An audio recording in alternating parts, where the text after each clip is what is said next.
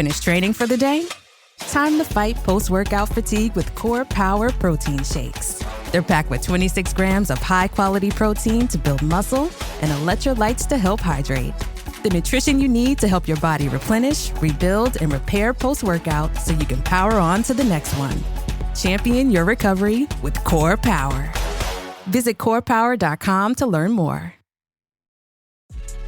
Introducing Oakley Meta Vanguard, the new performance AI glasses designed for athletes. With hands-free capture on an action-ready ultra-wide camera, powerful open-ear speakers, and built-in Meta AI that syncs with your Garmin devices for real-time insights while you train. Take your performance to the next level with Oakley Meta Vanguard. Athletic intelligence is here.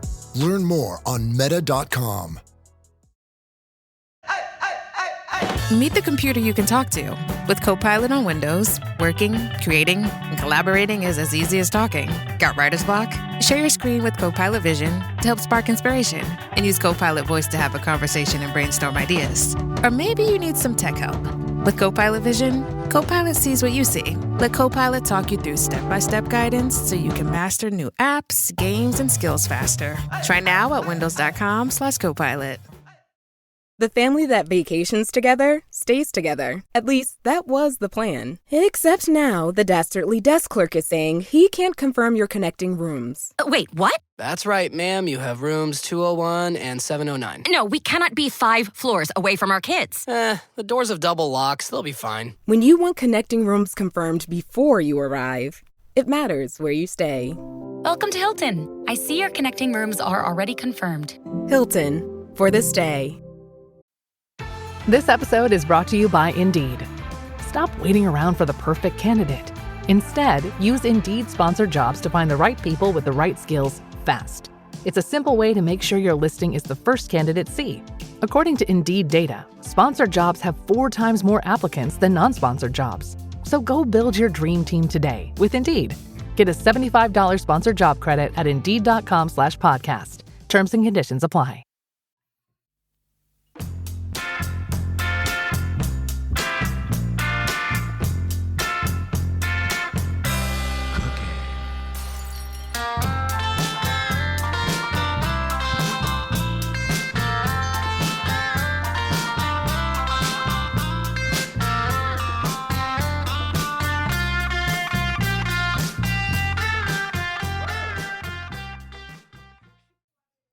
Hey everybody, it's Weird Islanders, the podcast, back once again. My name is Dan. That is Mike. How are you this evening, Mike? I'm ready to go. Excited about this one as I always am. I think it's a little bit of a different journey for us that we're about to embark on because we're all flying a little bit blind and we've just grabbed the hand of fate, which will explain why. And fate is now bringing us down a path that starts somewhere south of the Mason-Dixon line and kind of just goes and leads to our Weird Islanders tonight. So pretty excited for this one. We've got a wonderful guest, and I've got no idea where this is going. We never do, but this one even more so. Yeah, let's let it rip. Yeah, definitely more so than normal. I've been calling this a journey of discovery because the three of us are going to find out a little bit more about some inaugural Islanders. We kind of broached this subject last year in our episode with Greg Prado about Arnie Brown, and we're going back to the 72-73 Islanders, the inaugural Islanders. Some guys never even played for the Islanders, but we're going to go back there, all the way back to a time period before any of us were born. So this ought to be a lot of fun to learn about these three guys. Maybe a bonus guy as well. And we're doing it with, like you said, a great guest. He's one of our favorites, one of our absolute favorite Islanders fans in the online world. He is our pal, formerly known as Oleg Kavasha on Twitter. He is our pal, John Muir. John, how are you this evening? I am great, guys. We have no idea where we're going, and the journey is the destination. That's right. We're talking about 3 Islanders or 4 Islanders who played for this team in their inaugural season when this team won a grand total of 12 games. They were not very good, and this could not have been a lot of fun for these guys. But I think, what we're going to do here is learn about them, learn about, what they were who they were as players, maybe played for some other teams, what they did that season, and maybe kind of find a little bit of empathy for these guys who were kind of dealt a shitty hand, to be honest. Yes, they were playing in the NHL in the 70s, I'm sure making a good amount of money and, playing professional hockey, but at the same time, we're playing on what at that time was the worst team ever assembled. I don't think that's not hyperbole. Of course, thank God the Washington Capitals would come along a year later and make them the worst team in NHL history. John, as a DC area, I'm sure you've heard these stories about the inaugural Caps as well. But I've heard those. And it's some people think of it back fondly in the sense that the team had to start somewhere. Yeah, and others they just mention that when you ask them about it, they go, "The what team?" Yeah, I don't know what the Alex Ovechkin. No, it's not him. That started there. But anyway, exactly. But before we even get to these guys, we have to talk about how they came to us. We didn't just pick 3 or 4 random guys out of a hat. They're here for a reason. And John, you are the man who found these guys. You put up a post, you shared it with me, and I immediately thought this would make a fantastic episode of Weird Islanders, the podcast. So tell us how you came about finding 3 of the guys that we're going to be talking about this evening. Okay, so at the beginning of the summer, we went down to Charlotte, North Carolina, to the Charlotte area to go visit my wife's parents, do some stuff in Charlotte. Charlotte's a fun city. Yeah, I've heard that. So one day, the entire time, my kids were bugging me about going to buy Pokémons. And we found several places that are, and when I say Pokemon exclusive, there weren't even other Japanese anime-ish trading card, collectible trading card games. But then I found a couple of places that I was like, okay, if we're going to go do this, I want something. I will give a shout out to Chewy's Cards and Collectibles, Indian Trail, North Carolina. We walk in. It's not in a strip mall. It's in this building that it looks like it used to be a motel, just based on how there's 6 units on the bottom, 6 units on top, and you can see where it looks like a beachside condo. My kids are going through, they're looking at packs of Pokemon cards. The owner was just doing whatever inventorying, and my goal going in there was for 2 things: New York Islanders and Washington Nationals cards. And I pulled a whole truckload of $1 shall never be seen again Nationals prospects cards, because my middle is obsessed. And I'm going through these, and then I find 3 New York Islanders. The funniest part is they're all effectively headshots. Yeah. Not a single one is wearing an Islanders jersey. And they're not even airbrushed. That's the coolest part. It's not like Topps or Opeachy or whoever took a prior year's headshot and just airbrushed it. We have a Los Angeles King, a Buffalo Sabre, and a St. Louis Blue. Right. But they did airbrush out any logos. Yeah. Because I think that's, I don't think copyright falls in, but just add that to the pile. These are all $3 cards. Wow. And I'm looking at the back, and just one's a former Vezina Trophy winner. Yeah. College player who ended up initially with the Rangers. So until he played for Detroit, he was one of those guys who, fan favorite around here. I'm looking at you, Dan. Pat LaFontaine spent his entire until that point career, at least in the farm systems, the 3 New York State teams. Yeah. And then, well-traveled, this person was originally the property of the Red Wings, and then got most of his NHL experience with the St. Louis Blues. So realistically, this last gentleman, beautiful sideburns, but the sideburns on all of them are really, really spectacular. Yeah.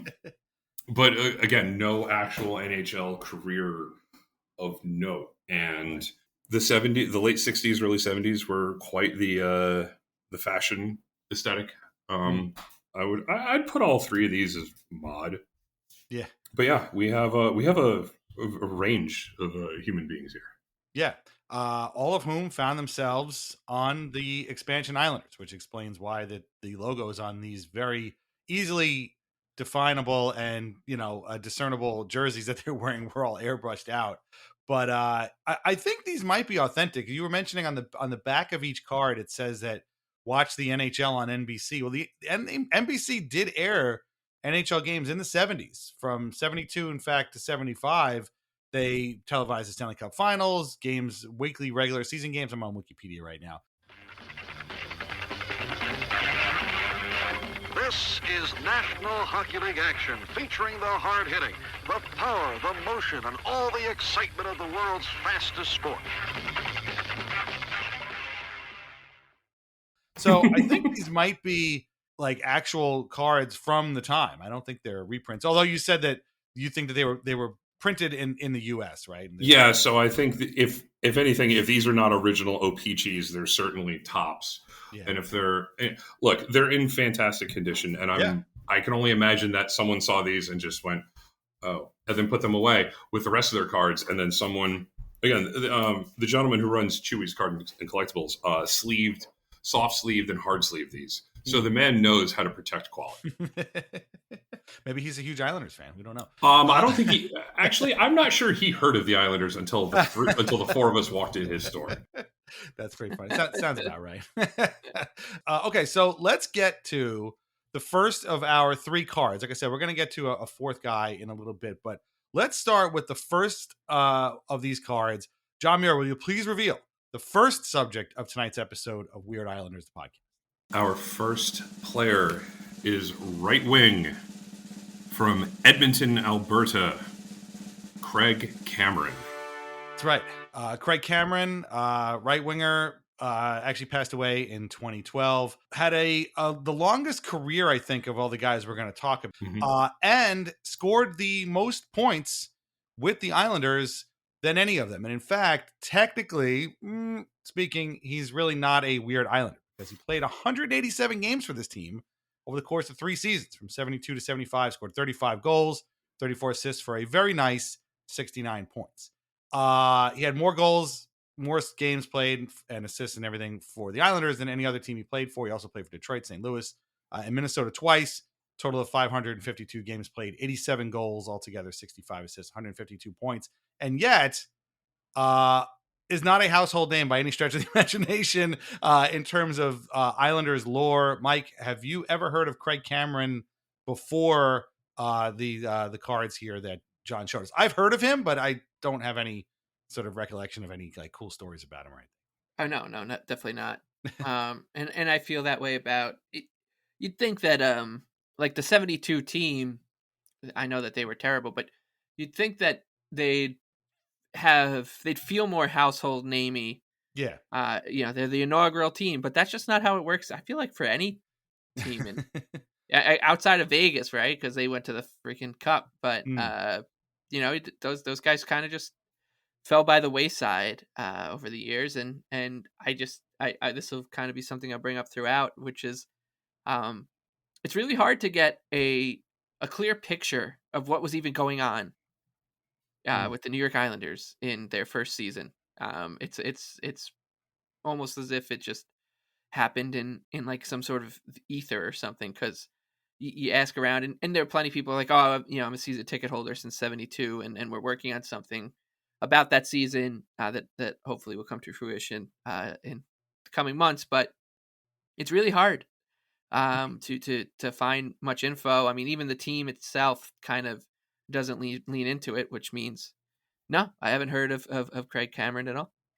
What about you, John? When you bought this card, I should say, were you like, oh, cool, Craig Cameron, or were you like, who the heck is Craig Cameron? Who the heck is Craig Cameron? No, I'm looking at him going, I want to say he was an extra in a Bond movie.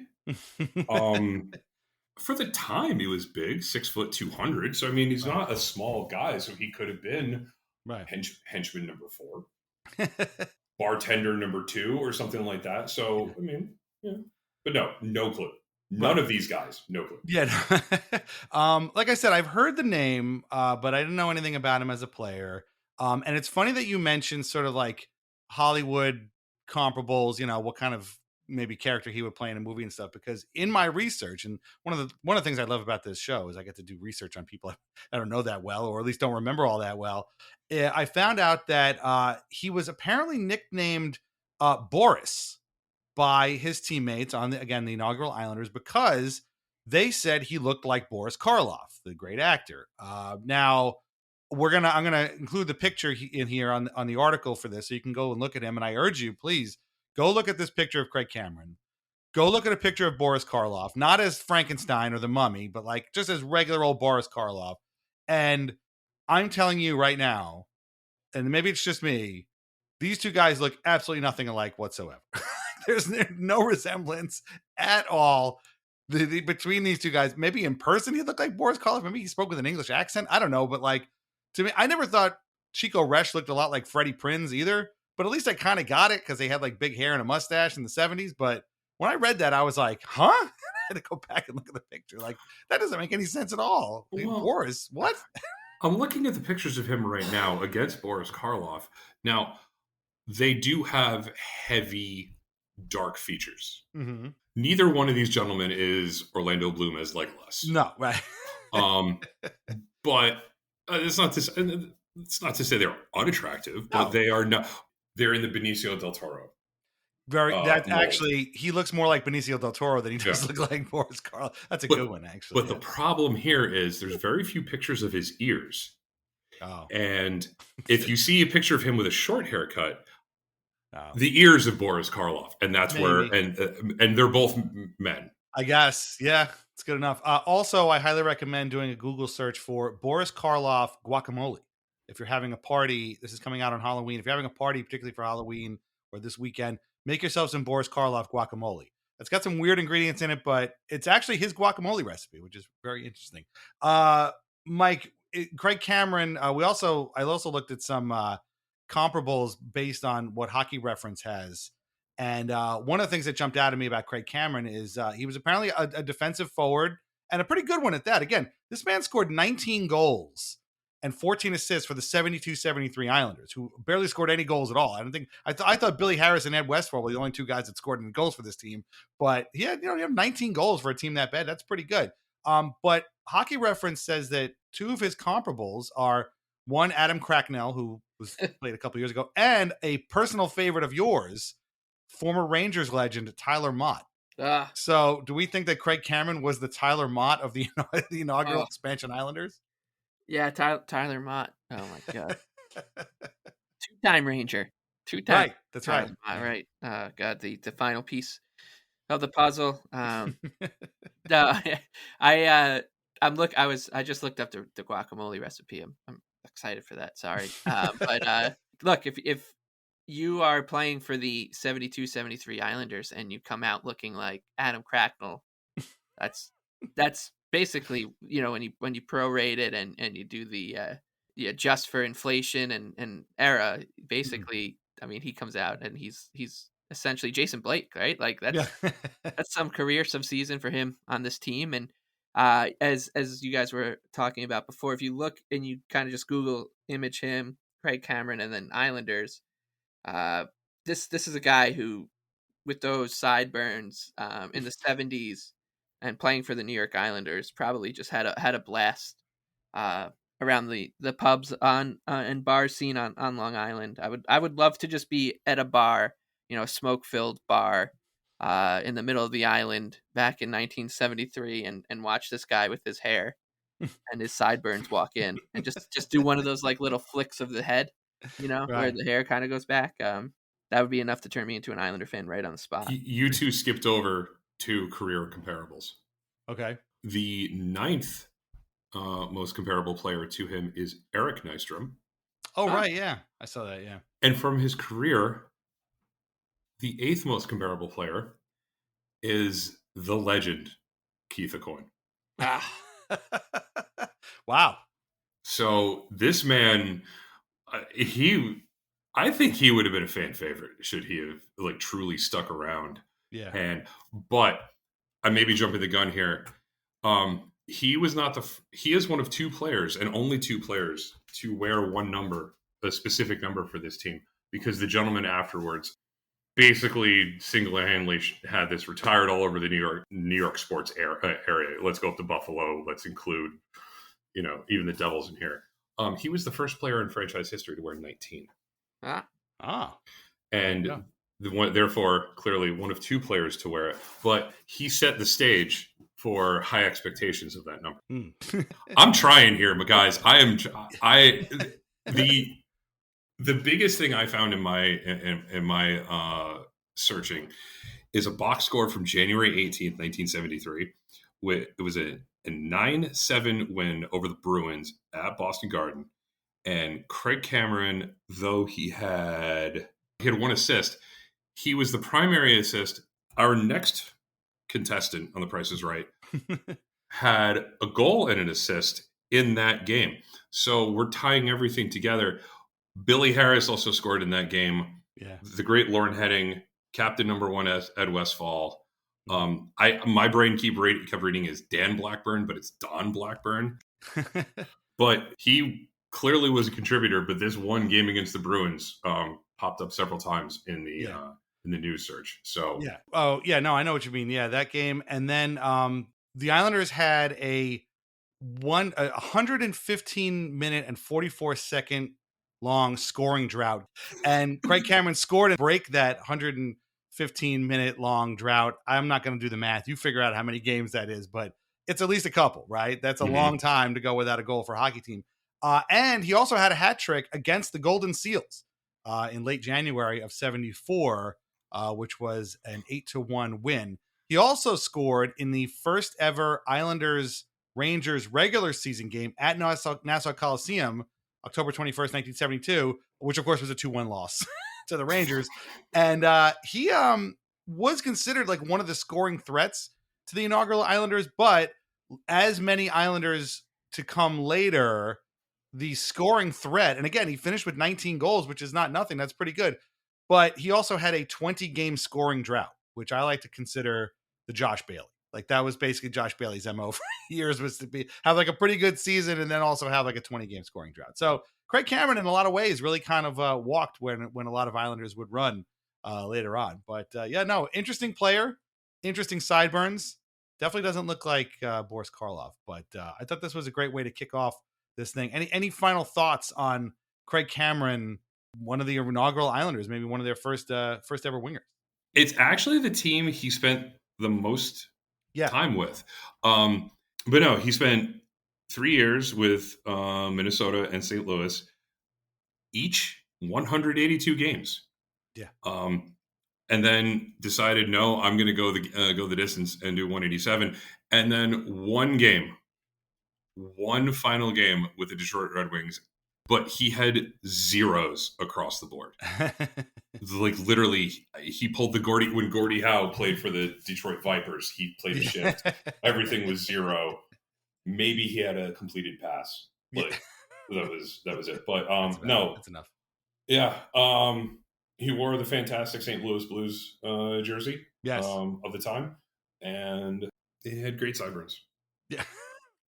And now a word from our sponsors. VintageIceHockey.com. Over 100 classic hockey logos on t-shirts, jerseys, hats, mugs, and more. Long Island Ducks, Albany Riverettes, Danbury Trashers, Kentucky Thoroughblades, and so many more. Plus a full line of Islanders Anxiety merch with our portion of the sales going directly to the Center for Dementia Research. These incredible items cannot be found in stores, so shop VintageIceHockey.com today. Relax, sit back, and enjoy wine from The Pinot Project. Rosé, Pinot Grigio, or a Pinot Noir that was named a Best Buy by Wine Enthusiast magazine. These wines are delicious, affordable, and available at area wine shops and at UBS Arena. Learn more at thepinotproject.com, and please drink responsibly.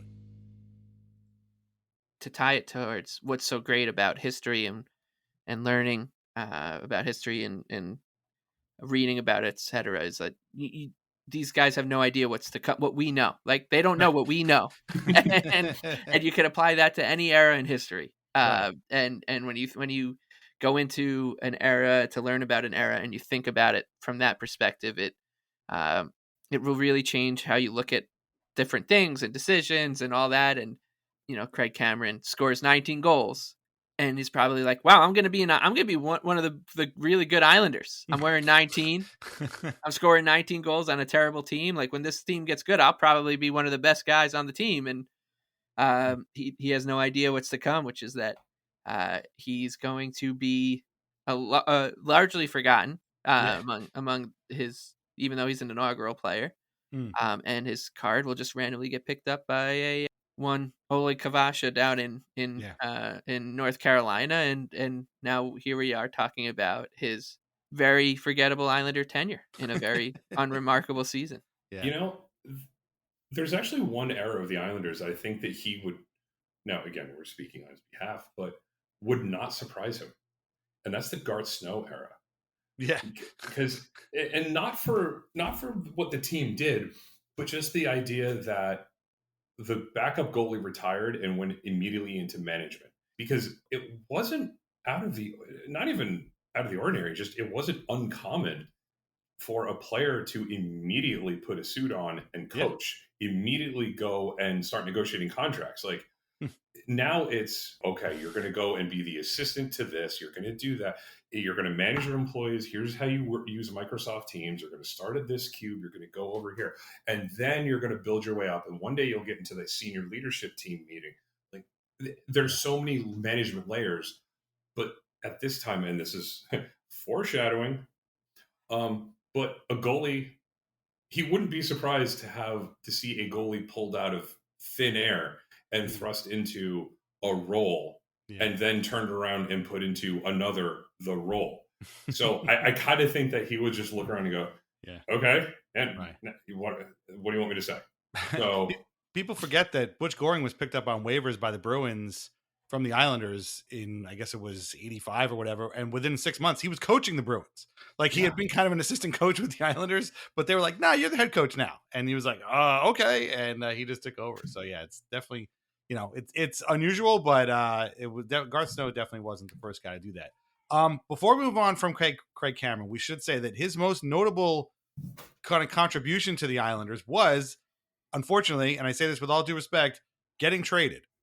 He was traded on January 7th, 1975, a year and a day, literally before I was born, to the Minnesota North Stars for Jude Drouin, who would go on to become one of those early Islanders folk heroes that Craig Cameron, as Mike said, probably thought he was going to be. And that ended up setting up the stage for the 75 team to go to the playoffs, to beat the Rangers and kind of start the whole thing. So, Craig Cameron, your contributions have been noted. We appreciate them. I don't know, I don't know where he ends up in Islanders lore, but it's very, he is an important stepping stone for this team and a block for this team, because he put up a pretty good season for the inaugural team and then got traded for a guy who scored, or helped score one of the biggest goals in Islanders history coming up. But he is not our only guy tonight. He's only the first. So, John Muir, will you please reveal the second card that you got from Chewy's Cards and Collectibles in Indian Trail, North Carolina?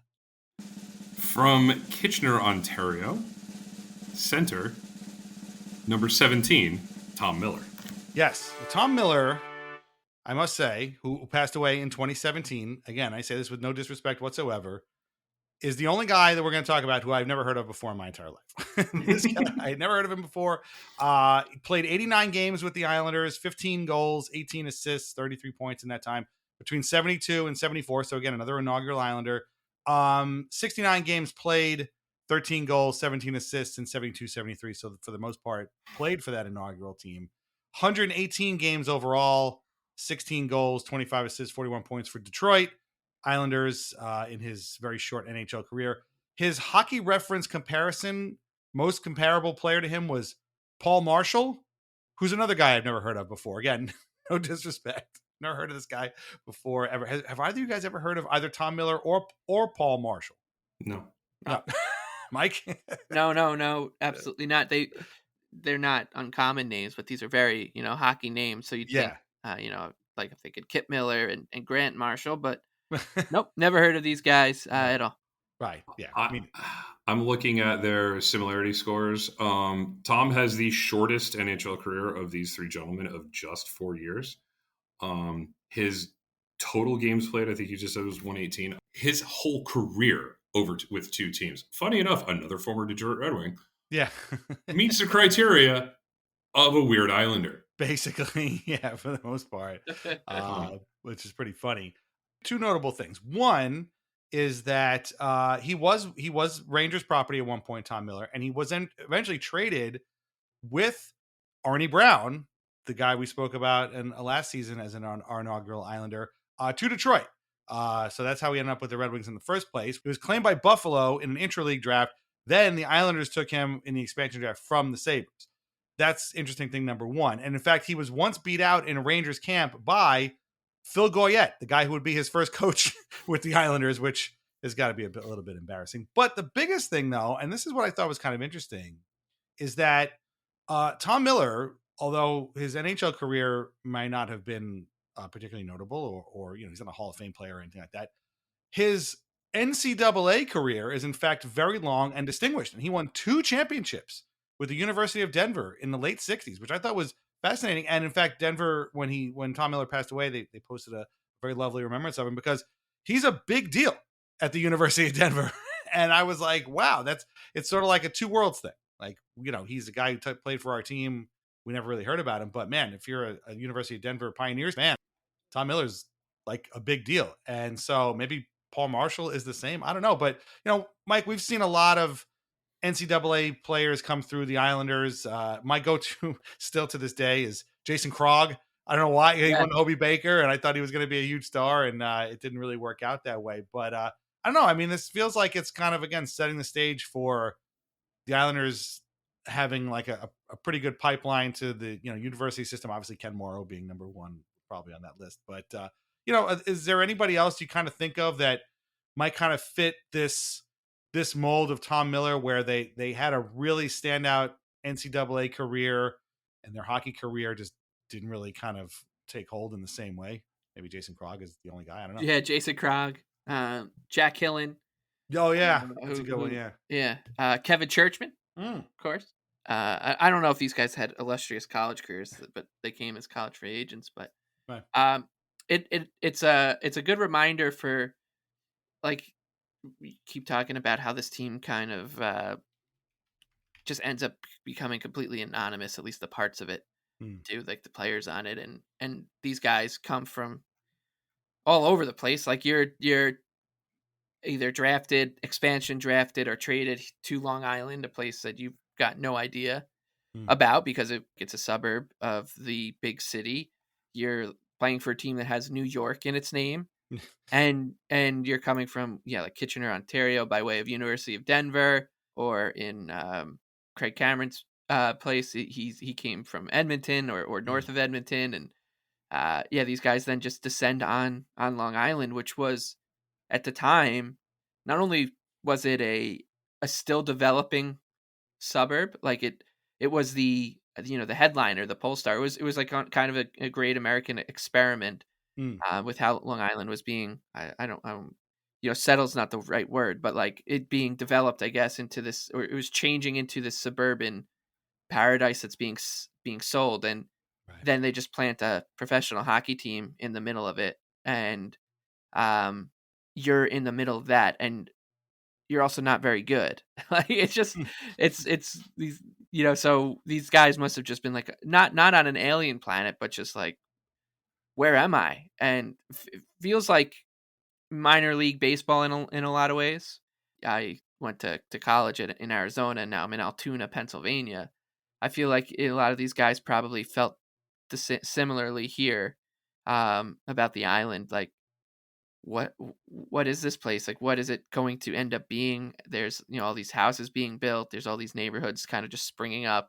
The railroad is now in full effect, and the commuter.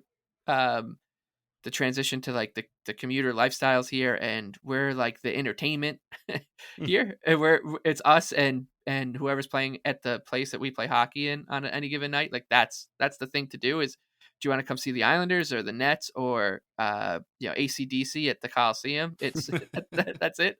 And you're the worst of those options, because you got guys like Craig Cameron and Tom Miller as like the marquee attractions behind Eddie Westfall and whatever. So it had to have been just a big bizarre experience for these guys, especially because none of them had any. There was no star power here. They were just here to kind of get the Islanders to 1975 in a lot of ways.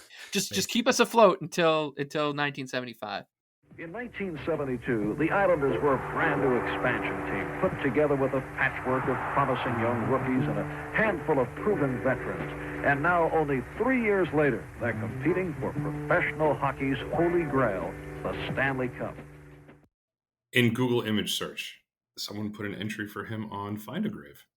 And the picture that is used in Google image search is an autographed version of the card that I have in front of me. So not only did he win 2 NCAA championships, he was and voted an All-American, he graduated with a civil engineering degree, and he loved woodworking. I mean, again, we're not trying to speak ill of anyone, but this is the 1972-73 New York Islanders. This really just... And again, he came from a time where you had to graduate because you had to get that degree, because there's a reason they were called farmhands until the late 80s, early 90s. Right. Everyone was, you either were in the show earning something, or you were working on a farm, you became an insurance salesman. Didn't Bossy go into financial planning? I know Clark Gillies became a certified trader.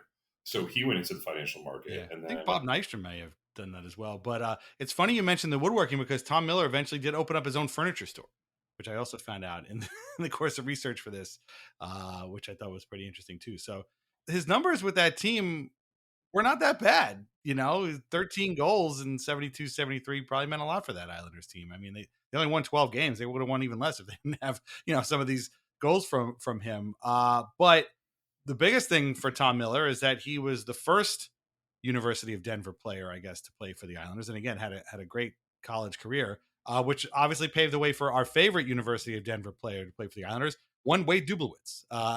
So there you go. We really appreciate your efforts, Tom Miller. Thank you very much for doing that. So we've had 2 forwards in the pack of 3 cards. And now we're getting to our final card, which of course has to be, if it's a pack of hockey cards, there's going to be a goalie in there. So John, will you please reveal the final card that you pulled at Chewy's Cards and Collectibles in North Carolina? From St. Hyacinth, Quebec, goaltender, and for reasons I do not understand, it says Atlanta Flames on the back of this card. What? Okay. Dennis DeJordy. Wow. Dennis DeJordy never played for the Atlanta Flames. In fact, he never even played for the New York Islanders. 0 games played for the Islanders. We did mention him, I guess, briefly in the Arnie Brown episode, but DeJordy had a pretty good career. Again, 317 games played, 120 wins, 128 losses with Chicago, LA, Montreal, and Detroit.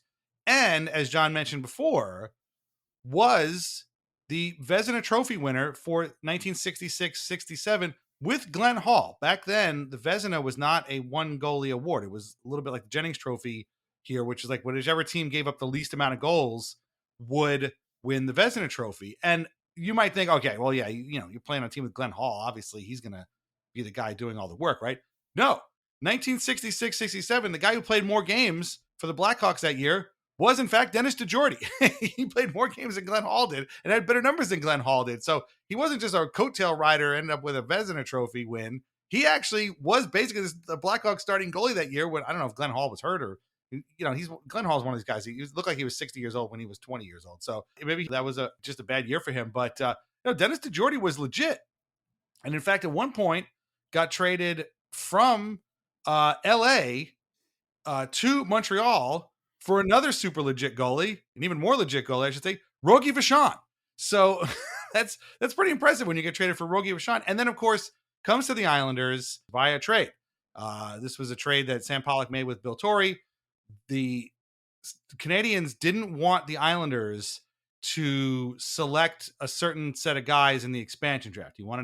Pollock wanted to keep Bill Torrey away from Bob Murdoch, Dale Hoganson, and Chuck Lefley.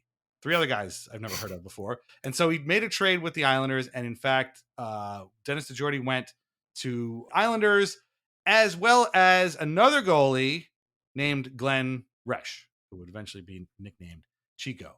And then DeJordy was in training camp, was not one of the two goalies picked. We're going to talk about another one in a minute, and ended up getting traded at that point to Detroit for Arnie Brown. It all comes back to Arnie Brown, the guy we talked about before. That's a lot of talk for a guy who literally never played a single game for the Islanders. We have no idea why, but I don't know. I could have swore he did because I've seen his name before. He's a guy of all these three guys. Dennis DeJordy is the guy I've definitely seen the most connected to the Islanders, and yet he never actually played a game for them. But his trade history includes Rogie Vachon, Chico Resch, Arnie Brown. Like, these are some pretty big names for a guy who never touched the Islanders.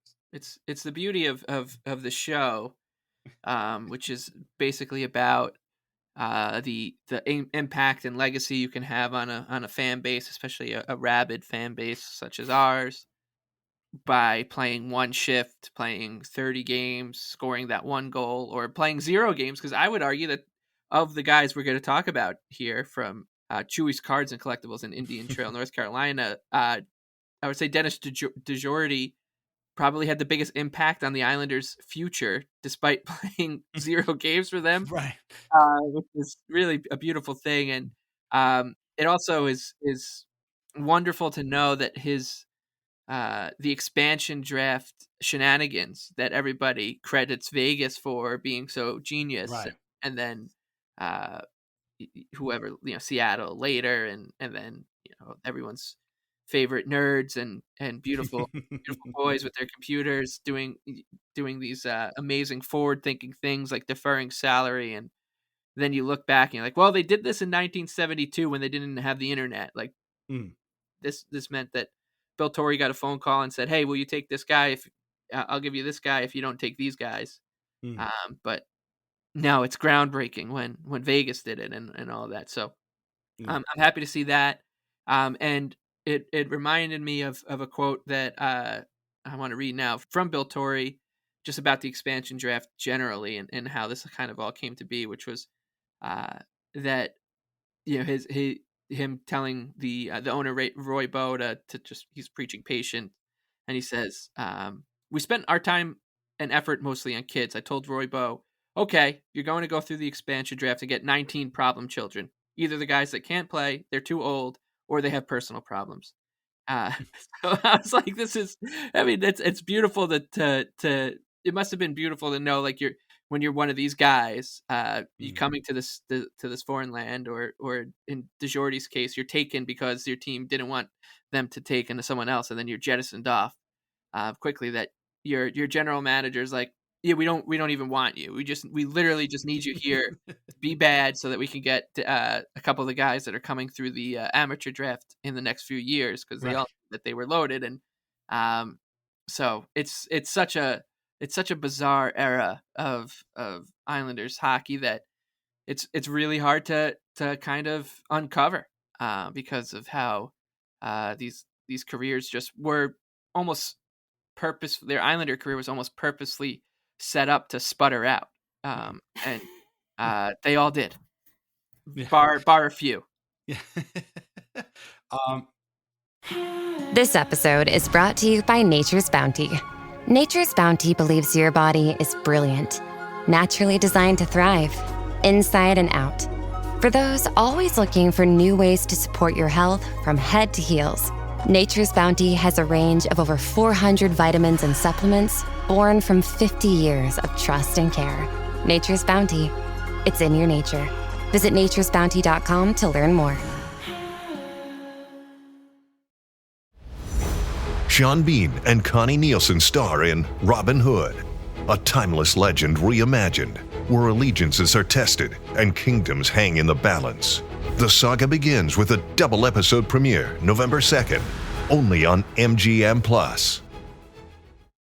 Every who down in Who Newville liked the holidays a ton, but where to get great prices on gifts, they had no idea. None. They searched and they searched for great gifts under $25. Gifts for spouses and friends and even their toddlers. When suddenly one who shouted, Walmart has what you want, knowing they have Lego, Tree Hut, and low prices to flaunt. so they enjoy the holiday season as who's often do. Cheering and shouting, Walmart has incredible gifts. Who knew? Find gifts they'll love under $25 at Walmart. This episode is presented by State Farm. Having insurance isn't the same as having State Farm. It's like needing the protection of an offensive guard on the football field, but getting an elementary school crossing guard. Sure, they're both guards, but you can only trust one to keep your quarterback safe when the game is on the line. So don't settle for just any insurance when there's State Farm. Like a good neighbor, State Farm is there. This episode is brought to you by Casamigos Tequila. What do you bring to a holiday party? Simple. A bottle of Casamigos. Because nothing gets the party started like a Casamigos margarita, which isn't just for summer. In fact, it's the perfect pour all year round. Casamigos is the gift that always feels right. Because anything goes with my Casamigos. Please drink responsibly. Imported by Casamigos Spirits Company, White Plains, New York. Casamigos Tequila, 40% alcohol by volume. John, in looking at the cards here, we've gone through kind of painting the picture of what each of these guys look like. Craig Cameron, a little, kind of almost like an actor, maybe a character actor, a little bit like Benicio del Toro. Tom Miller, definitely sort of clean cut, college educated guy with a degree from the early 70s. Dennis DeJordy looks like an old goalie. And I mean that again, respectfully. Like he looks like an old goalie, right? He looks like Tim Roth playing an old goalie in a period. Perfect. Yeah. I'm reading the backs of these guys. Dennis DeJordy, the former winner of the Vezina Trophy. Dennis played several years behind the great Glenn Hall of Chicago. He won many awards during his brilliant minor league career. His brother Roger also played professional hockey. Okay, Dennis DeJordy's brother is in the Hershey Bears Hall of Fame. Wow. He is. I saw this many times over. It was, hey, Dennis played and he was a Blackhawk, and he's got his name on the on the 61 Cup, and he's got the 66, 67 Vezina. Oh, by the way, his brother was an completely insane minor league player and is enshrined in Hershey, Pennsylvania. That's cool. So that's how a couple of the articles went. Hey, here's him, but his brother, who was a minor leaguer, is better than him. And it's like, that's really, that's just sad. And I feel for Dennis. One of the more interesting facts about him in the Vezina season, he went 22. I think you mentioned this: 22, 12, and 7 with a 246 average and a 923 save percentage with 4 shutouts. And in that time, that's like Hasek when he got 10 shutouts in a month. Like, that's what I'm trying to say. Like he outplayed Glenn Hall that season. And now Glenn Hall was probably old as dirt. Probably, yeah. But he was the team's emergency backup goalie. So on November 7th, against the Bruins, Glenn Hall pulled himself out of the game with an injury. Injured his back. In came DeJordy, summoned from the stands to make 24 saves in a 3-3 tie. 3 nights later, he started for Chicago in a 3-1 win against the Canadiens in the Montreal Forum. 33 saves made it a building he viewed as more holy than a Catholic church. This man was built to be a New York Islanders backup goalie because of the many great things about the Coliseum. The fact that the backup goalie was in the Joey Chestnut position, almost like the gorilla. Mike, this makes more sense to Dan. He's in the gorilla position for the whole game. Definitely. But he's with he's with the people. He's amongst the people. And that folding chair, though there's been thousands because they break under, the gear weighs as much as the goalie. You're pulling the guy out of the stands, but he's already dressed. So it's not, so he is the backup. He's not the e-bug, but he's the backup. Right. So, and this was an article on NHL.com from, shockingly enough, 2.5 years ago. But presents him as in the light of one of the first e-bugs. And I need to read that book, the Stephen Wynot book that he put out about e-bugs, because I'm guessing it's fantastic. But that's just a wild thing. And once again, would make the Garth Snow situation kind of meh. It's like, yeah, I've seen goalies get pulled out of the stands all the time. What the hell's your point? So, but really, like his brother again. I'm sorry. The first tab that's not Dennis DeJordy is the Boris Karloff guacamole tab. So I need to not be reading that I'm right telling now. you got to try it. Possibly the most interesting of the three because, again, his brother's a Hall of Fame AHL player. He's an e-bug. He's got a Vezina. Yeah. Of all the guys we're talking about, he's the only one with like a major award. Again, it was awarded differently back then, but that's still kind of a huge deal. The hockey reference comparisons for Dennis DeJordy are actually a bunch of guys that we've definitely heard of. One of them, Rolly Melanson. Another one, Kevin Weeks. Also, Dan Cloutier. Well, we'll forget about that one. Cristobal Ue, Matt Murray, Manny Fernandez, a.k.a. Jacques Lemaire's son-in-law. Murray Bannerman, if you're a 80s Chicago Blackhawks fan, and you may remember, you may have looked at Dennis DeJordy in the 60s and be like, yeah, this guy reminds me of Murray Bannerman.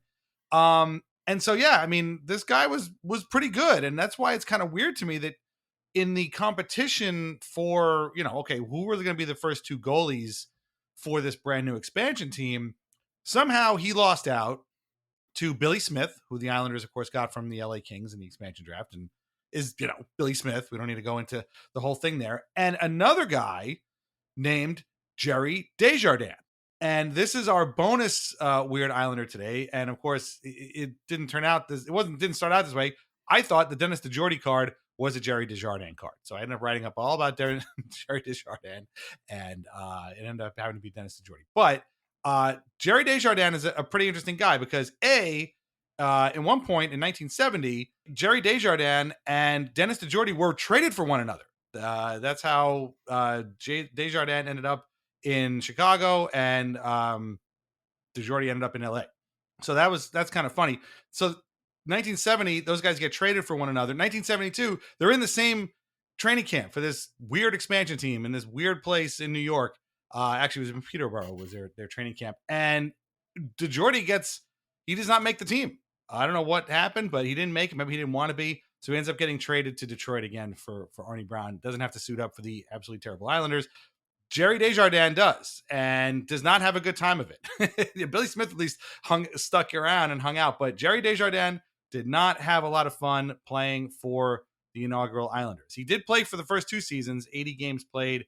He only won, in those 80 games, he won only 14. So that's pretty bad. His record that first year was 5-35-3. So I'm guessing he's probably in the record book somewhere. You actually double up. Just do a simple double extrapolation of his numbers. They are almost identical to Felix Pavin's numbers. Yeah, so that's not good. Yikes. Hodge to Orr, who's playing the right point. Quick shot in, save Desjardins, rebound, score, Esposito, and it's 4-2 Boston. Right off the bat, Phil Esposito's 13th of the year. Well, in his second of the night, as Orr drove one, Hodge passed it back to Orr. He didn't get good wood on it, but it was on net. Desjardins kicked it out. Esposito picked the rebound up, and UC just slid it along the ice. Eventually, he was traded to Buffalo. He actually played in the WHA for a while. Ends up getting traded to Buffalo and has a career resurgence. Actually takes the Sabres to the 75 Cup Finals. And Billy Smith, though, was not a fan. At one point, he said, we got along okay, but he sounded off after he left the club. He claimed he should have played more because he was better, things like that. And when they went to the Cup final, Smith said of Desjardins, as a goaltender, he didn't show too much in last year's playoffs. He quit one game saying he was injured, but I don't know about that. So Billy Smith, again, not one to mince words. Mike, I'm going to throw it to you. I know this is a time period that we don't know that much about, but surely you have heard of Jerry Desjardins, even if you don't really know the connection to Dennis DeJordy, the other guy who was in camp that year. And they, both kind of lost out. They needed two people, and they picked two, and DeJordy wasn't one of them. But surely you've heard of Jerry Desjardins. Yes, I have, and I think most of it is through. Well, there's a couple of reasons. One, like the name, right? Desjardins is a very hockey name, and there's just a bunch of Desjardins walking around the NHL at any given time. And two is the Billy Smith story about how like just they didn't get along and all that, and so I I wouldn't say like if you stopped me on the street and were like, tell me a fact about Jerry Desjardins, I would be able to come up with one quickly. I do know the name. I knew there was a connection to the original team, which didn't go well for him. But this is this is it, man. That is a getting tapped to be the goalie for the expansion New York Islanders is that's a tough break for for anybody. The one thing that they did have going for them back then, him and Smith and Chico, is the Islanders color scheme really looked great back then, with especially with goalie equipment and like the early age of like those fiberglass masks and all that. So they looked really cool while they were losing many games. Definitely did. So Jerry Desjardins actually had an eye injury in 77 while he was playing with the Sabres that led to the end of those fiberglass masks. You remember Chico's mask had Long Island on it. Gary Simmons had the big snake on it. So those masks ceased to exist after Desjardins had his eye injury in 77. John, I don't suppose they had any Jerry Desjardins cards at Chewy's when you were there, did they? So if you can wait until November, we may do a part 2 on this. I'm all for taking the kids back to this place and just getting them out of my wife's hair, let my in-laws rest, and just let them go buck wild and say, you could each pick 4 packs of Pokemon cards if you give me 45 minutes in these boxes. and you could send them on a little scavenger hunt for some extra Islanders stuff. Speaking of buck wild, and it's been a fun journey of discovery. It's been a lot of fun learning about these players and their different moves and transactions and highs and lows as players and who they are a little bit as people. I want to end with something that definitely raised an eyebrow. Once again, we got to shout out Greg Prado, who was on the show last year talking about Arnie Brown, his amazing book, Dynasty, The Oral History of the New York Islanders, 1972 to 1983. If you don't own it yet, please go out and buy it. It's great. It's probably the best Islanders book ever written. And in there is a story told by Billy Harris. Now, this is Billy Harris saying this, not me. Okay. First ever Islanders draft pick, Billy Harris. I have no reason to doubt him. I'm just saying this is him saying it, not me. He talks about Jerry Desjardins a little bit, and he says, he got along with him. I think they knew each other maybe from junior or whatever. And he says that when he went to Buffalo, Jerry may have been involved in some sort of wife swapping deal with a Sabres teammate, and Jerry's former wife and the Sabres teammate, stayed together, and Jerry and the new wife didn't really work out. Listen, no judgment. I hope everybody was happy and then everybody, found happiness in this situation. But that's not a story you expect to read in a book about the New York Islanders. Is that one of these guys might have been doing a little kind of exchange with a player on his other team. So that's all that Billy Harris says. I'm just saying he said it, not me. So read the book is what I'm trying to say. And again, hopefully, I hope everybody was truly happy when this worked out. So I have been happy with this episode. John, this has been great. Again, your post about these guys really inspired me, and we've learned a lot. If we have any Islanders fans in North Carolina, please visit these places and see if you could find some more Islanders. But leave some stuff for John because yes, of course. But if it gets a good home at the end of the day, then we're all happy. I had no expectations of what I was looking for. The original card shop I wanted to go to, and if I do go there, I will plug them accordingly. But that place was well organized, and it was by sport, it was by team. I think if they had any hockey, it would have been in its own little corner, because they have NFL, they have NBA, everything, and they're of the dealer that is very much we're pushing to sell, we're pushing for, you think you're making an investment, I'm making money off of you type of place. Mm-hmm. But Chewy's is for the collector. It is cool. It is definitely, again, the what felt like poker tables just put together in the center, and you just rummage through, and if you find something, take it, keep it, and he's got some stuff that he made some money off of me in the Pokemon stuff. I'm not gonna lie. That keeps the kids happy, so that's okay. We hit the Pokemon specific and this place in the same day, and my God, my wallet, my soul were lighter at the end of it. But yeah, Mike, wait till your kids, if they do get into Pokemon or stuff like that, man, you're gonna need to take all those gambling winnings and put them to a different use. But the destination was the journey, and I had no idea.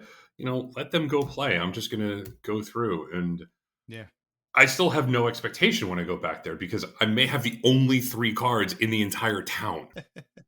But no, like, this is that fate. That's what led these cards to this place, not commerce. And that's what I kind of love about this, because how did these things happen? What was the path to get to this one location? And I think that's the most fun of it. Also, fake names. Just a lot of these are, witness protection names, and I will not be convinced. Yeah. Maybe. I mean, after playing for the Islanders, they probably wanted to be in witness protection for the first season. Don't you think that was witness protection? Yeah, might as well have been. These guys went from Cup of Chicago, being in Montreal, and then hockey at the time, not the biggest, but you're in LA. Hey man, I need to slow it down. Where am I going? Nassau County, Long Island. They probably will find it on a map, but no, I love the idea that fate brought them to Chewy's, and fate brought them to you, and fate brought you to us. So I really appreciate this. All those years ago, enjoyed being online friends. Hopefully, we'll be actually meet in real life one day. But that would be lovely. I just look at some point. My kids have to stop having after school and weekend sports. We have baseball, softball, chess. Oh wow! Theater club, cross country team, and my oldest is 11, and we have all of that. It's like they don't do it, but it is. It's in the cards. I hope. I know. And I need to drag my ass out of this house every once in a while, so I appreciate it. But we'll get together at some point. And thanks for coming on. We hope you had a great time.